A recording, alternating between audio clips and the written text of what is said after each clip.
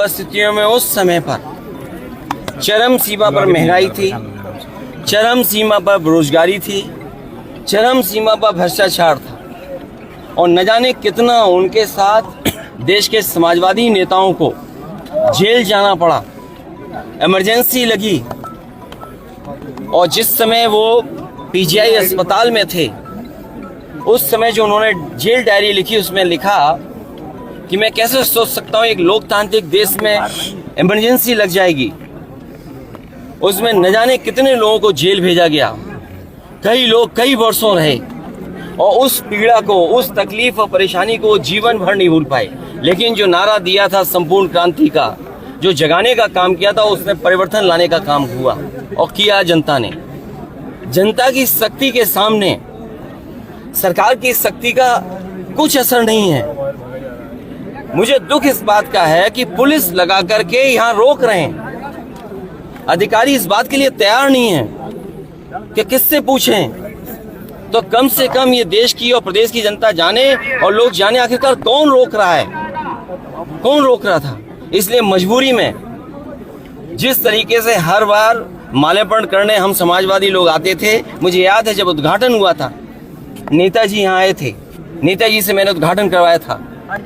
एकमात्र देश में समाजवादी नेता के लिए एक ऐसा म्यूजियम बना जिसमें उसके जीवन के बारे में लोग प्रेरणा ले सकते हैं। जो आंदोलन उन्होंने चलाए थाली बजा करके, वो उससे प्रेरणा ले सकते हैं कि सरकार के खिलाफ और लोकतंत्र में कैसे आवाज उठाई जा सकती है। आप आवाज दबाने का काम कर रहे हैं उन समाजवादियों को, उन आने वाली पीढ़ी को जो देश के लिए कुछ करना चाहते हैं, सपना देखा है उन्होंने।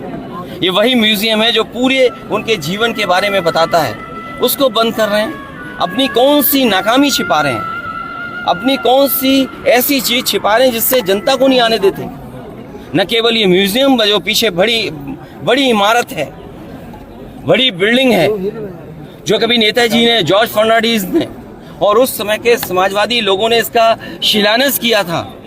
एक सरकार आई जिसने काम नहीं होने दिया, उसके बाद समाजवादी सरकार ने, पिछली सरकार ने इसको शुरू किया और न केवल भारत में बल्कि अगर ये बिल्डिंग बनकर के तैयार हो जाती तो दुनिया में एक पहचान बनती बिल्डिंग की कि हाँ, जेपी के नाम पर जिसने इतने बड़े देश के लोकतंत्र को बचाने का काम किया, लोगों को जागरूक किया और एक आवाज दी उन्होंने। और मुझे लगता है कि देश की जनता को एक बार फिर इस सरकार की ताकत के खिलाफ लड़ना होगा और बिना जनता की शक्ति के लोकतंत्र, समाजवाद और सेकुलरिज्म बचने वाला नहीं। जो आवाज उन्होंने दी थी संपूर्ण क्रांति की, मुझे उम्मीद है कि सभी समाजवादी लोग मिलकर के आने वाले समय में लोकतंत्र बचाएंगे, समाजवाद बचाएंगे, संविधान बचाएंगे और उस संविधान को बचाएंगे जो बाबा साहब भीमराव अम्बेडकर जी ने हम सबको दिया है। और जिस समय बाबा साहब भीमराव अम्बेडकर जी का दिया हुआ संविधान इन्होंने बदल दिया, उसी दिन समझने हमारी आज़ादी भी ये लोग छीन लेंगे। क्या लगता है सर, क्या कारण हो सकता है आज के दिन माल्यार्पण कहाँ तक जाएगा, कब तक जाएगा?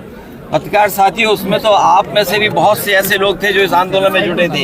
ये 24 तक जाएगा और 27 तक परिवर्तन करेगा और एक लंबी लड़ाई में शुरुआत कहीं तो होगी।